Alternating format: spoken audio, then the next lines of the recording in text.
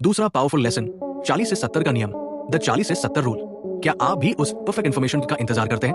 क्या आपको लगता है कि जब तक आप सब कुछ जान नहीं लेंगे तब तक शुरुआत करना बेवकूफी होगी?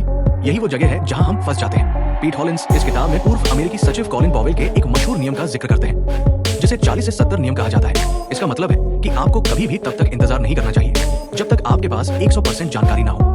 अगर आपके पास सिर्फ 40% जानकारी है तो आप अभी तैयार नहीं हैं, आप शायद फेल हो जाएंगे। लेकिन अगर आप 70% जानकारी होने के बाद भी इंतजार कर रहे हैं तो आप बहुत देर कर चुके हैं, अवसर आपके हाथ से निकल चुका है। ग्राउंड लेवल पर क्या करें? अगली बार जब आप किसी फैसले में अटके हो तो देखें कि क्या आपके पास जरूरी जानकारी का 70% हिस्सा है। अगर हाँ, तो अपनी अंतरात्मा यानी इंट्यूशन पर भरोसा करें और कूद पड़े। बाकी का 30% आप रास्ते में सीखेंगे। याद रखें, क्लैरिटी सोचने से नहीं, काम करने से आती है। यही क्लैरिटी का रास्ता हमें हमारे तीसरे सबसे बड़े सबक की तरफ ले जाता है। तीसरा कोर कॉन्सेप्ट, घर्षण को कम करें, रिड्यूस फ्रिक्शन। हमारी इच्छा शक्ति यानी विल पावर एक बैटरी की तरह होती है। सुबह ये फुल होती है और शाम तक खत्म हो जाती है। अगर आपको जिम जाना है और आपके कपड़े अलमारी के किसी कोने में दबे हैं, आपके जूते गंदे हैं और जिम जाने का रास्ता लंबा है, तो आप कभी नहीं जाएंगे। क्यों?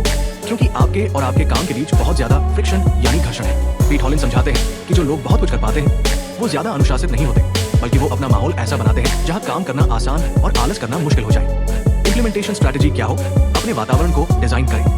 अगर आपको किताब पढ़नी है तो उसे फोन के पास नहीं बल्कि अपने तकिए पर रखें। अगर सुबह उठकर काम करना है तो अपना लैपटॉप रात को ही टेबल पर खोल कर रखें। फ्रिक्शन को इतना कम कर दें कि काम शुरू करना सोचने से भी आसान हो जाए।